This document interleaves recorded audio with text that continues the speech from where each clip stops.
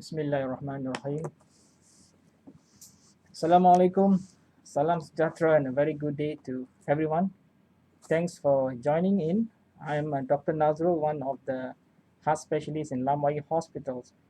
The audio is good. Today with me in the room is Mr. Vincent and Ms. Gunn. So because of 3 persons in the room, so I need to wear the mask. All right. Before I start, I would like to confess that Facebook is not my thing, right? And this is the first time I'm doing a Facebook Live. So I would like to apologize for any shortcomings.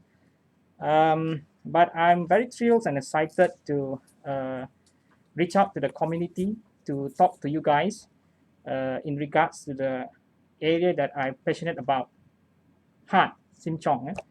And so in the conjunction of, hold on, let me move the slide a bit.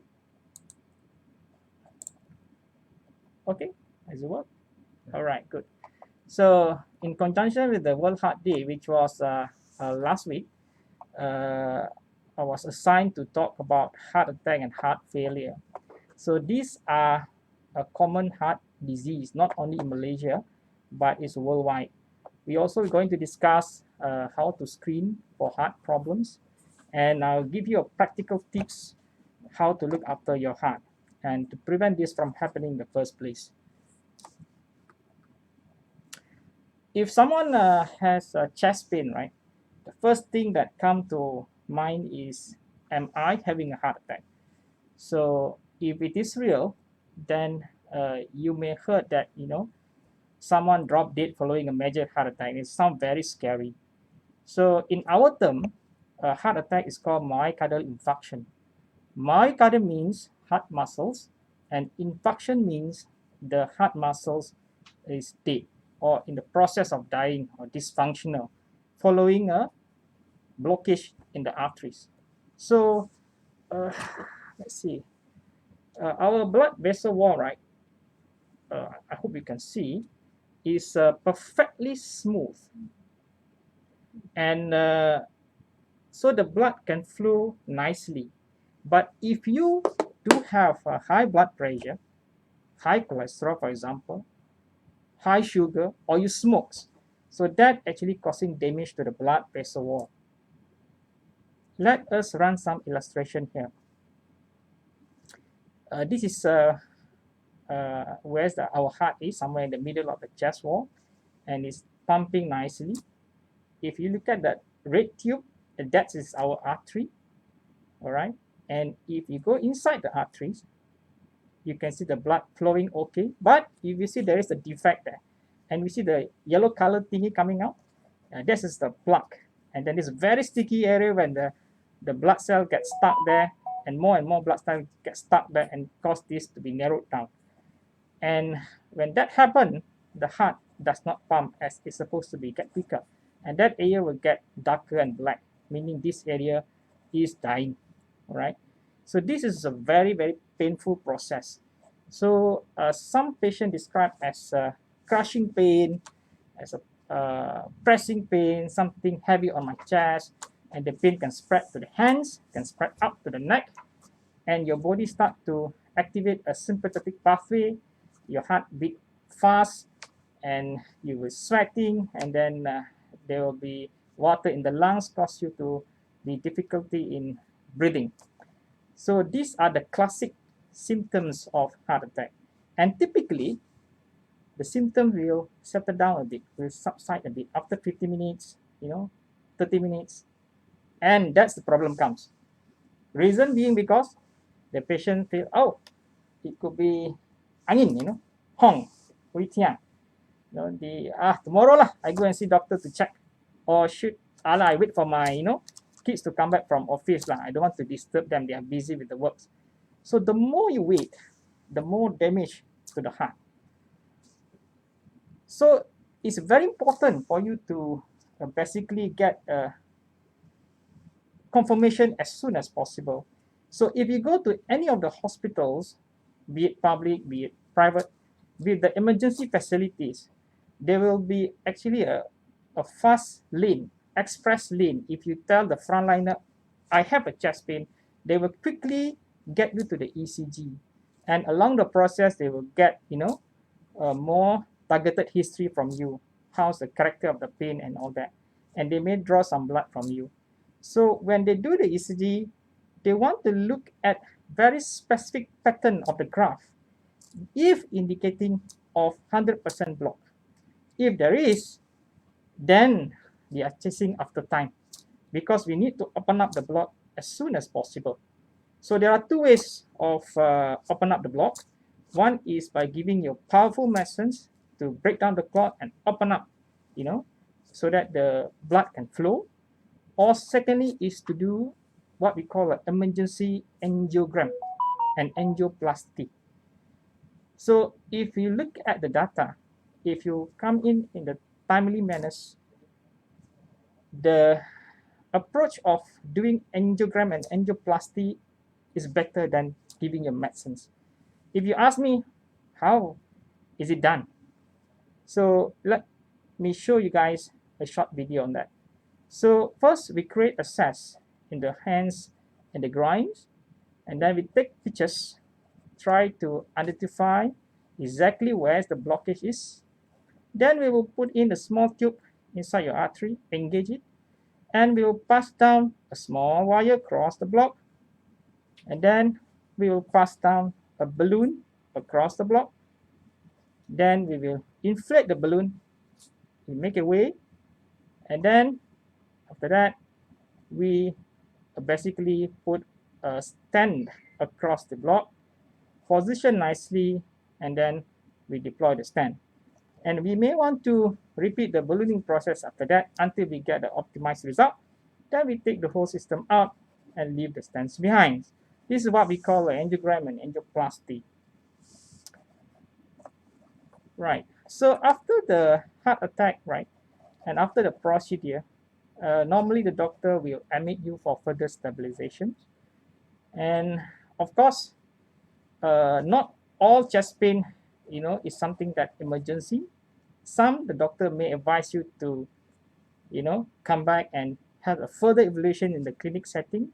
Or some, not even coming from the heart, it can come from the lungs, it can come from the aorta, which is there, it can be, gastritis or reflux, it can be gallstone, it can be muscle pain, or even can be panic attack.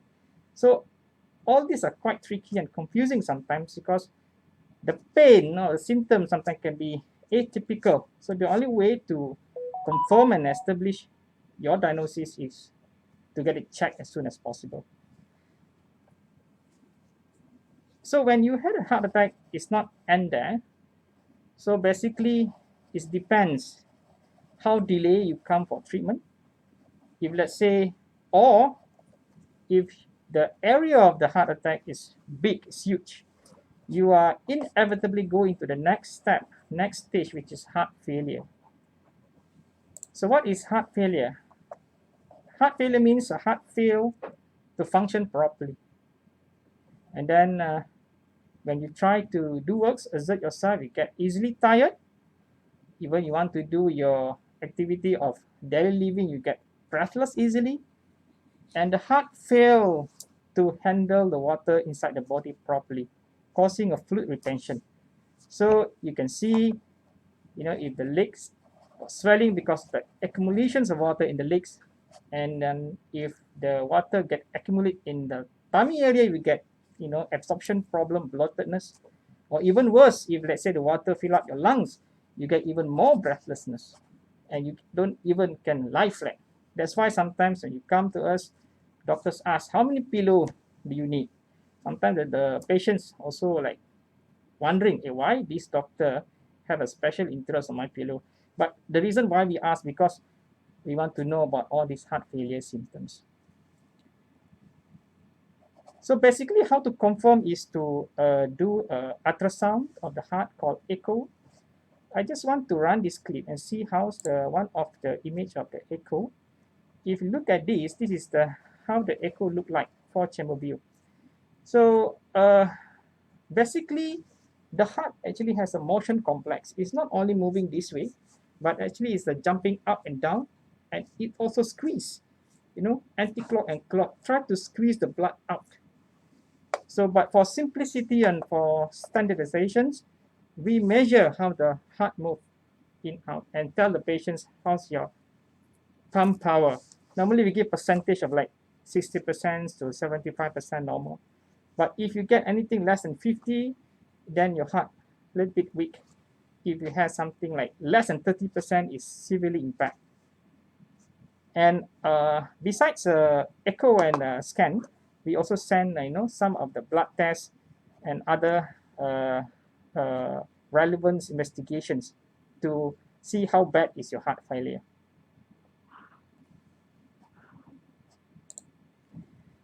I cannot deny that over time, the therapy for heart failure is get better, get involved.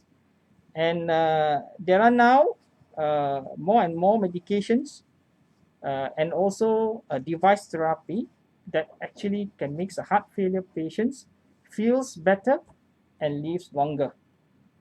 But trust me, all these are not cheap. They are expensive, and not all actually available in every single hospitals. So over time, when the heart failure progress, you'll be confined on the bed because you get easily breathless, even want to move about, and then you will be like depends on the oxygens, and you need more and more tubes towards your end of life care. So if you're talking about the quality of life is very much affected. So when patients in this stage, when the patients come to the heart failure stage, right? They always tell me, Doc, if I can go back into the past, I want to do something different so I can reverse this complication. We do not have a time machine to do that. But what we can do, we can, advise our friends, our family members, educate the publics, because it's something that actually predictable. If you do have risk factors like hypertension, high cholesterol, high sugar, you smoke, you are actually at a high risk of end up with heart failure. You start off with the endothelial dysfunction, atherosclerosis, as what I mentioned just now in the earlier video, and the blood vessels get narrowed down, and you may end up with a heart attack, and then even your heart try to remodel, we call it, to repair and heal, but it gets swollen and the muscles get thin out, and if this process repeat again and again, you will end up with heart failure. But it's not as simple as it sounds, because if you go and approach those patients at the early stage, when they have atherosclerosis, but actually they don't feel anything. So basically they don't bother to listen to you, to stop smoking, to take care of a diet, to go for exercise. Unless they go into, symptomatic, when they start to experience the pain. So seeing is believing. I said, why you want to talk too much? I don't have anything. I smoke, so what? I don't have any problems. So the things repeat by itself. So we have to change this attitude. So we have to be proactive, health conscious, and come forward for health screening. So when you see a doctor, right, basically doctor try to get more history from you, get more information from you, so that you know that what is your risk. Because some of the risks you can't do anything much about it, because genetic, your age, male or female, family history, but some you can do something about it. So the doctor will plug in all your risk factors and calculate, and then we will categorize you into low risk, intermediate risk, or high risk. For example, high risk means you have a 20% of having a heart event in 10 years down the road. So it's something significant. And normally we approach you individually. Now we call it personalized medicine. Not everyone will get the same advice. Not everyone will get the same test. So we see your own, blood test and your own risk. Then only we advise you accordingly. Some of you may, advise to go ahead with the stress test, because sometimes your resting still looks fine. But when you start doing works and you on the treadmill, when we increase your workload, the speed and the slope, then the graph change. and it's indicate that your heart in trouble, then we have to go for further step. Some of you may, get a CT calcium score. The more calcium in your heart means the more micro damages, and the doctor will basically try to see how aggressive they want to be with you. It just advice for a lifestyle modification, or you need some extra tablets to tackle that, or you may need further interventions like angiogram and angioplasty. Okay, now we move on to how to take care of your heart. I'm sure you will listen to do's and don'ts, and then you get bored. But at least you need to bring back this message, the fantastic four. The four things that you can actually set a goal when you're doing a lifestyle intervention. Blood pressure, sugar level, cholesterol, and body weight. This is something that modifiable, something that you can do it yourself. And of course, you need to consult a doctor how much you need to achieve or target. And then the popular questions that people always ask when it comes to lifestyle, healthy lifestyle and lifestyle intervention is diet and exercise. There are actually evidence out there certain diet does protect your heart, right? Like a Mediterranean diet, there's a lot of nuts and olive oils, vegetables and fish that can lower the heart attack. Similarly, like DASH diet that have low fat and low sodium, that can actually reduce the blood pressure, and that actually helps in terms of preventing heart disease. But I'm not the kind of doctor who's going to tell you what to eat or what not to eat, all right? So because it's a human nature, we like to try some things new or explore something new. Someone tell you, hey, there is a new kedai makan out there, Huawei, very nice. So we are tempting to try out, and all these eating habit, right? I can tell you, it's changed, in the different stages of your life, depends on the surroundings, on your financial. And whenever I actually advise patients about dieting plan, actually I advise myself. Actually, I'm telling myself to try to to be healthy as possible when it comes to diet. All right. So what I'm going to share with you and how the to actually it's sort of like a tips, I'm sure all of you knows about this.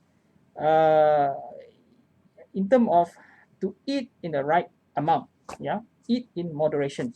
So the plate rules, the quarter is protein, quarter is rice, it means your carbo, and then half of it you can do it more than half, vegetables and fruits, and don't take sugary drinks, you take water.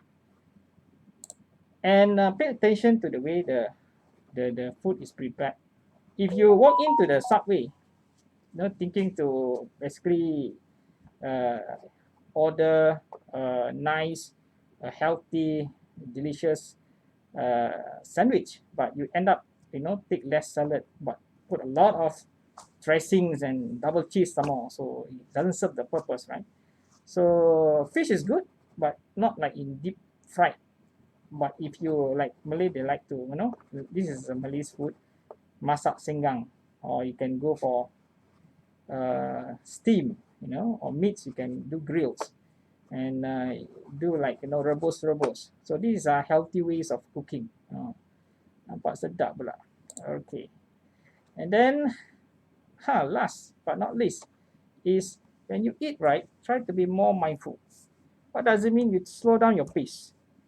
So if you have like another 5 minutes meeting, you just sweat everything in front of you. That's not healthy actually. So put away your device, try to avoid distraction, and then try to enjoy your meals.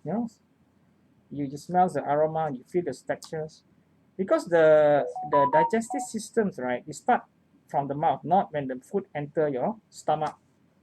So in your saliva, they already got enzyme to digest the foods. So chew more, and then it really helps. You feel full early, and that help to control the portions. And when it comes to exercise, many people ask, what is the best exercise for me? Actually, the When it comes to exercise, the one that you enjoy most is the one that suit you well, because you want to keep going. You want to do it regularly, right? So some people, they need friends, go play games, futsal, or go, hikings in the groups.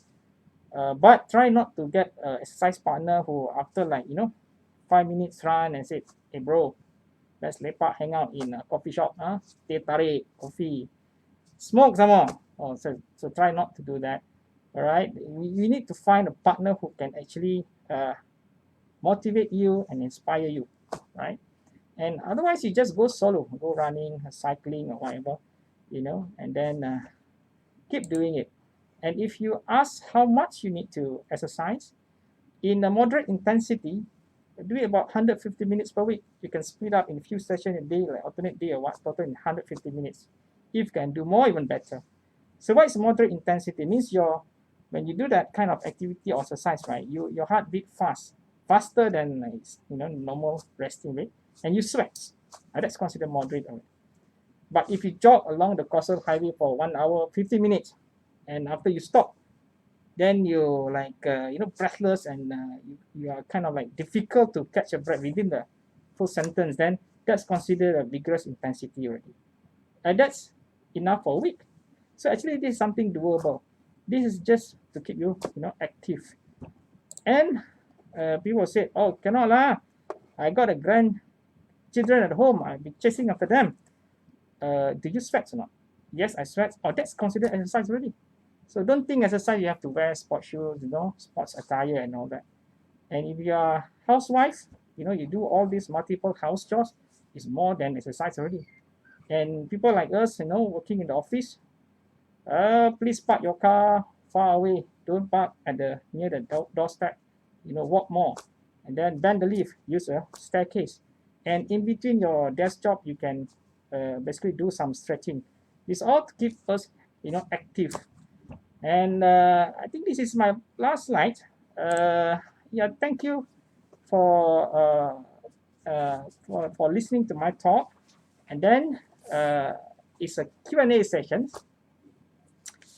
Basically, just a reminder, you can post your questions in Bahasa, also can, in English. I try to answer them. And there will be a lucky draw. Yeah, the admin will, identify and will contact you at the end.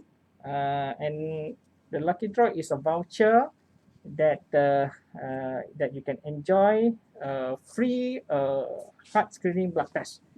Right? Okay. So give me a moment. I would like to see what are the questions coming up.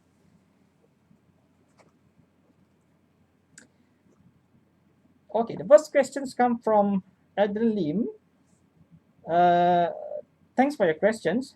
Can a normal ECG trace heart attack? Number 2, is it safe to take plant steroid supplements for cholesterol? Right. Okay. And question number 1, the ECG. When you said a heart attack, right, there are basically a few forms of heart attack. If you are talking about a 100% blockages, definitely we can detect through the ECG. Yeah, but normal ECG doesn't mean you do not have heart attack. Okay, am I confusing you? I don't think so, because sometimes normal ECG, but you have a classic symptoms, then you have a positive blood test for the heart attack, you are considered heart attack.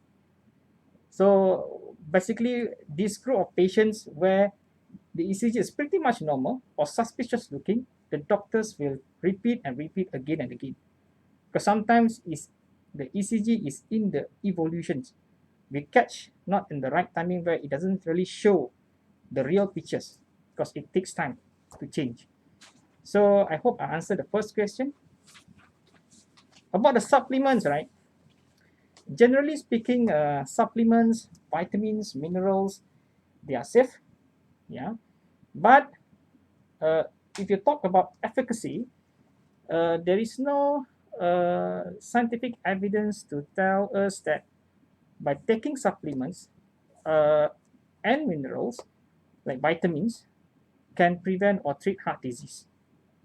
Okay, so to me, right, I'm a bit concerned about the cost. You see, when we are having heart attack or heart failure, actually treatment is not cheap, right? So I always advise my patients, look, if you do have budget, I want you to prioritize, yeah, spend money on the medicines that has been proven a life-saving, the anchor drugs that can alter your disease progressions. Secondly, if you are, for example, you are diabetic and heart failure after the heart attack, easily in your list of medicines, right, it will be 8 to 9 of them already. So pills burden, someone you want to take extra supplements for that. I think it's a little bit, not practical. But if you do have no problem taking more and no cost issue, I don't think it's something that you shouldn't do.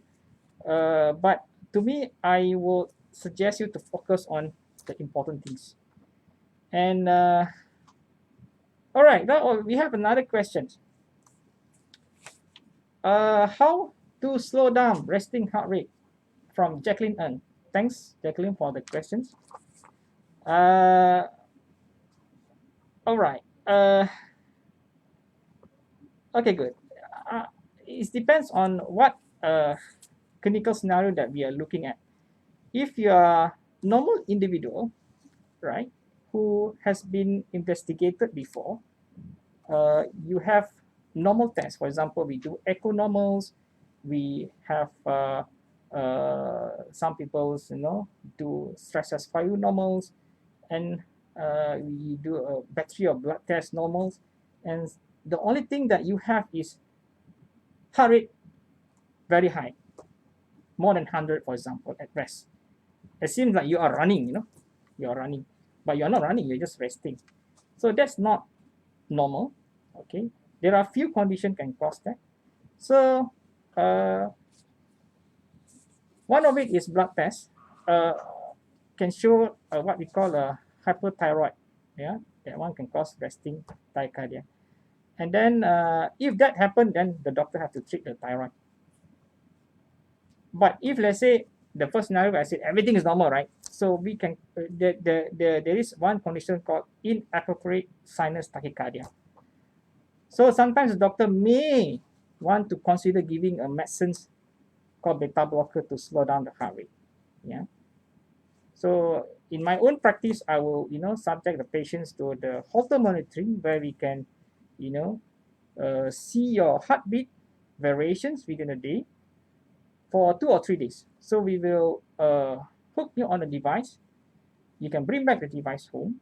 So the device basically monitor your heartbeat every single beat and send the signal to our system. Then when you come back to our clinic, we're going to analyze the whole of your heart rhythm.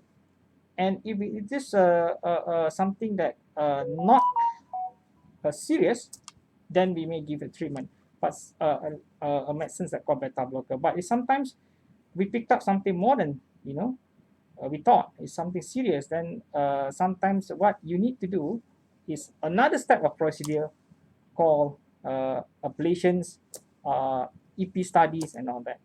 So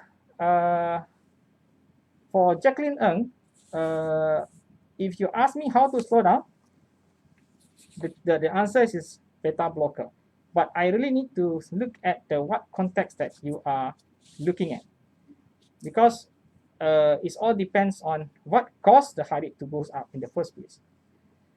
All right, and Joanna has been asking, how do we care for a person who have heart failure? Thanks, Joanna, for the questions. When it comes to someone's, your friends or your family members who have heart failure, sometimes it's very challenging, because this is a progressive disease. After we treat the fluid overload, for example, the leg gets swollen, got breathless, even at rest. So once we treat that, they get better. But after like a couple of weeks, it recurs. The symptoms all come back, you know. So the doctors have to identify what actually aggravate what we call a decompensated heart failure. It can be something not right with the diet. It can be there's too much of fluid intake. Maybe the patient didn't take the medicine properly at the correct timing, and maybe the medicine is not enough. They have to adjust. So as a carer, I think the very important things that you need to look at is the fluid management. So make sure it all depends on how bad is your heart failure, but generally we need to do a fluid restriction. Typically, the doctor will say that, hey, you cannot take more than 1 liter, right? If you take more, your leg gets swollen, you get more breathlessness. So you have to comply to that, prescriptions of water. But over time, this thing may change. Depends on your progressions and recovery. And in terms of diet, again, low salt, low sugar if you're diabetic. And if don't try to avoid spicy food, because when you take spicy foods, right, you tend to drink more, so that can cause fluid retention. But and then secondly, please pay attention to the medications, because nowadays good news is that the medicines are actually very efficacious, and it does really help to make the failing heart function better. So but no points of us giving you no whole box of medicines, but the patients do not take it. So as a carers, we can beside moral support, you can look at look into these medications and make sure that your family members and your fathers, your brothers, comply to this. All right, Joanna, answer that. And then Adeline, any recommendation for cholesterol control?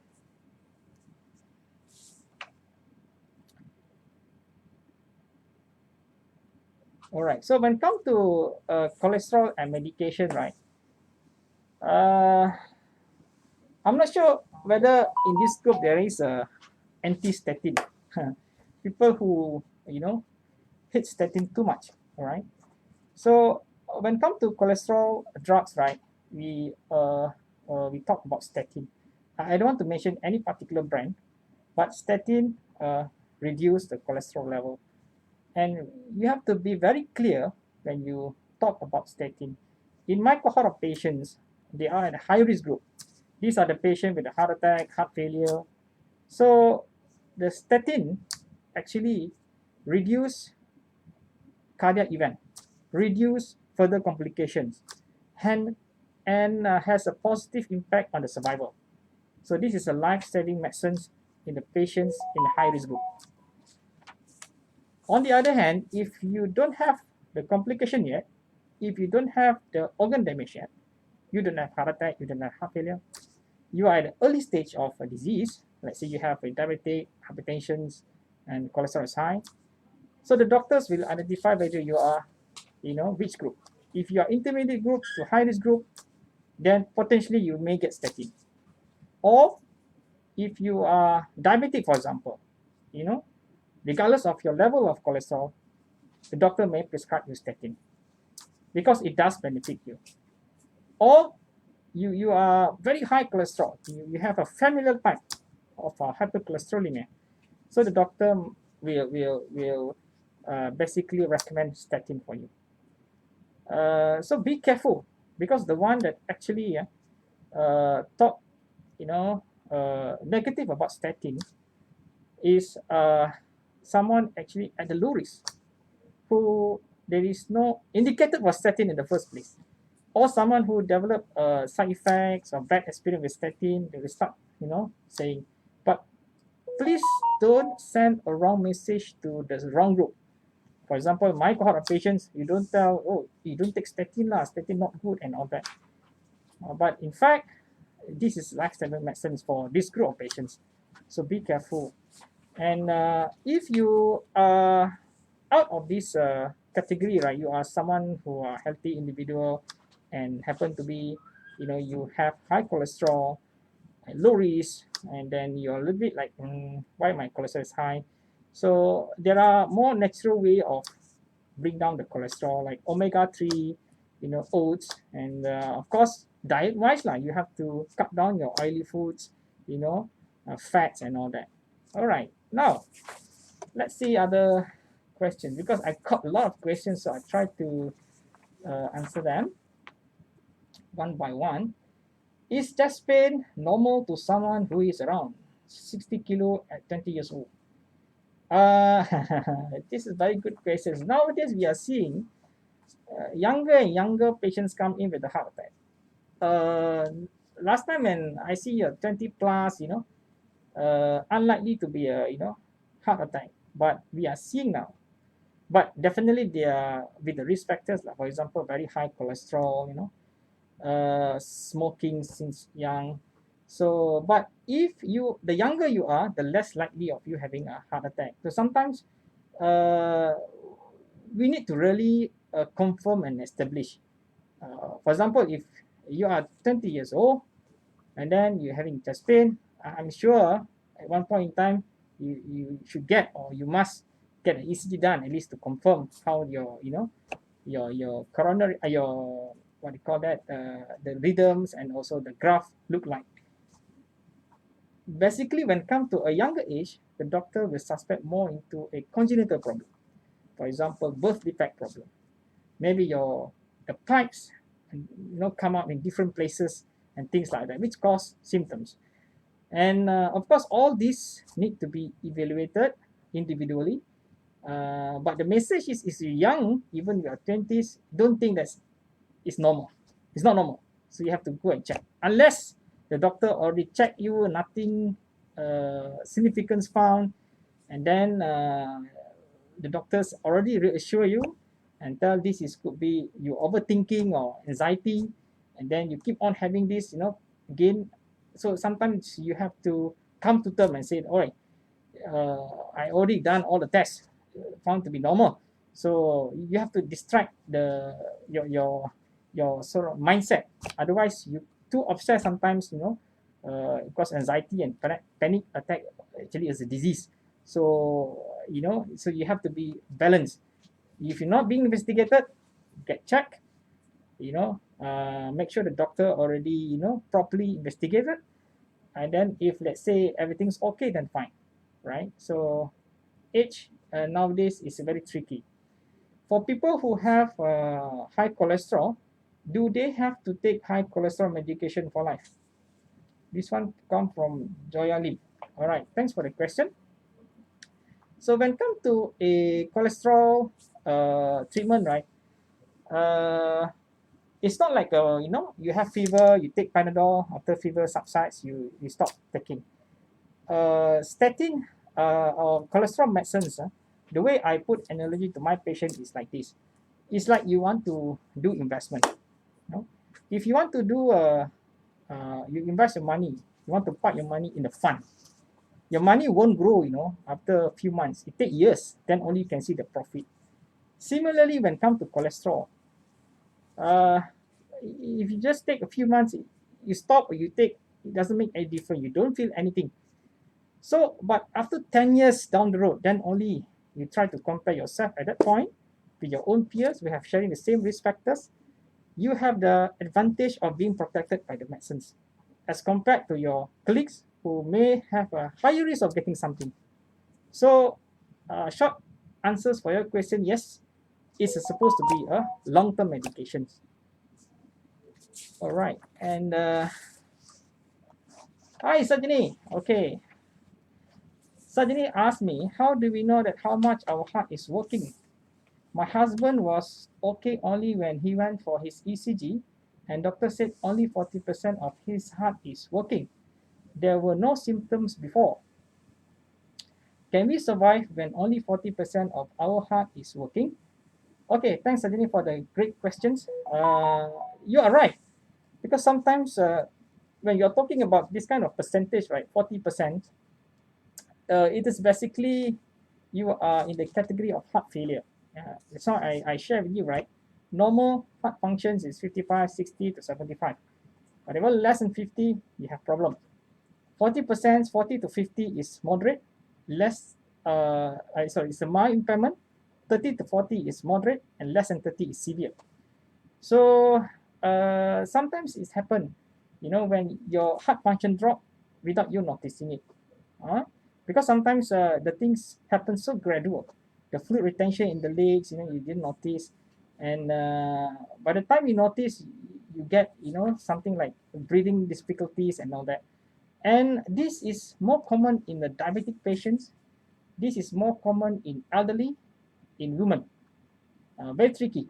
So I'm not sure about your husband's is diabetic or not, but so 40%, don't worry. We don't get too worry with the numbers, because we have patients, the heart function is only 20%, 15%, but they walk about. They are very functioning, and they can go shopping and all that. But yet someone who got 45 to 50%, they're so symptomatic, they are so like breathless. So sometimes the numbers doesn't really match, with the severity of the heart failure. So what matters most is surgery. Make sure that it's been investigated. Why the heart function dropped to this extent? Is it because of the blockages? We call it ischemic cardiomyopathy, or it can be a non-blockages type, which is a non-ischemic cardiomyopathy. So there are different pathways how to investigate these two categories. But the treatment nowadays for someone who got heart failure with an EF 40% is very, very promising. So I hope your husbands get proper investigations and eventually being treated properly. Yeah, I answers you. Yes, definitely you can survive even with the 40%. Yeah. All right. Is there any way that we can improve our heart rate at rest? Oh, just now, how to bring down the heart rate at rest? Now to improve our heart rate at rest. Improve our heart rate at rest. All right. So basically, when you talk about how to improve, I guess you having problems. There are two problems. Not only heart rate goes up, but too low also is a problem, because some people, their heart rate less than 60. 60 is the cutoff. 60 to 90, yeah, kind of thing. 60 to 70, 80 is normal. Whatever more than 90, 100 is actually at the high side. You are called tachycardia, and if the low, it's called bradycardia. So I guess if you do have a low heart rate and you are symptomatic, you get giddy, you get you get easily tired, then it's more like pathological. I mean, it's most likely it's a problematic with your switch in the heart, your rhythm in the heart. So this one also you need to, of course, to investigate why. But to some patients who actually healthy and in fact very, very active, like athletes, their resting heart rate also low. Sometimes can go low at 50 to 60, but they are well. They have no symptoms. So this is healthy heart rate, healthy low heart rate. Yeah. So nothing wrong with that. It's just what you call a physiological slow heart rate. But on the other hand, like the first question asking about she has a high heart rate at rest, and then what things can be done to make it lower. So definitely need to see what are the causes. Is it as I told you, is it thyroid, or is it having a low hemoglobin, anemia that can cause high heart rate, or is it the hormonal problems, or is it like stress related psychological problem? So these are the things that the doctor need to explore, all right, and have to treat that accordingly. Because if let's say heart rate increase and then they found that hemoglobin is low, 6 point something, we do have that. Walk into the clinic, and then of course we have to correct the hemoglobin. Then once we correct, means by transfuse blood or give some supplements to boost up the hemoglobin, then the heart rate normalize or improve. So we really need to go down to the root cause of the problem, and we try to treat that. Okay. Does statin affect pregnancy? Okay, good questions. In fact, generally statin is safe and well tolerated. When it comes to pregnancy, right? Majority of doctors, there will be, you know, some will say, oh, continue, but some will start back and say that since there are, pressing indication for you to continue, they kind of like take up the statin. But it all depends. If you're in the high risk group, meaning that you had heart attack, you high have a high recurrence event, then the doctor will, keep the statin on board. But rarely we got that, because when we come to reproductive age group, women, right, when they are pregnant, mean they are less than 40, and they are protected by hormone. Most of the time, they are at a low risk. But we do have cases, women who actually at the childbearing age who come in with a heart attack and they need to take statin. So it all depends on the individual case. But if you just take statin just for primary prevention, for example, and then you want to prevent things from happening. Personally, I feel like because when it comes to pregnancy, we try to avoid unnecessary drugs during the first trimester and second trimester. So it's no harm for you to just stop for a while and then resume after the delivery. I'm talking about the low risk group, intermediate group, who do it for primary prevention. But if you are in the high risk group, I think you have to really talk to your doctors, the risks, the benefits, and the effects of it. All right. So I think we are almost time. And then is there any other questions you'd like to ask? There's no more, right? Seems like. And any long-term side effect? Last question. Long-term side effects taking beta blocker like Concor. Thanks, Jacqueline. Yeah. So basically, when it comes to a beta blocker, when it comes to medicines, right? When you're talking about long-term side effects and all that, we need to see why the doctor or why you take the beta blocker in the first place. Is it just for high blood pressure? Is it to control the heart rate? Is it because you had a heart attack, then doctor aiming for 1 year after the heart attack? So, but if you, for example, if you have high blood pressure and you can't tolerate other group of hypertension, you only can take beta blocker. So actually, you have to carry on, even though there is a side effect. So, but the side effect now, the benefits now outweigh the side effects. So side effects of beta blocker, for information, is like you can get easily tired, but not all people or patients will develop that. Sometimes psychologically, when the doctor said this is a side effect, then you will say, oh, then I'm waiting for the side effect to come. And secondly, for men, it can cause erectile dysfunction. And then for a someone who has a prostate, it may affect that if you're taking high dose beta blocker. If someone who has asthma, definitely doctor won't start you a beta blocker if you have asthma in the first place. So these are the things that the doctor will look into when you are on beta blocker. But if you are taking on that specific indication, definitely you have to carry on. And if you do come across with this side effect, you discuss with doctors, and maybe we switch to other things, or we give you alternative. Right. Okay. Since there is no more questions, I would like to thank you all again for joining in and actively participate in this session. And this session will be recorded, right? Yeah, we will record it and we'll post again, if let's say you want to replay. All right then. All the best. Take care and stay safe. Bye.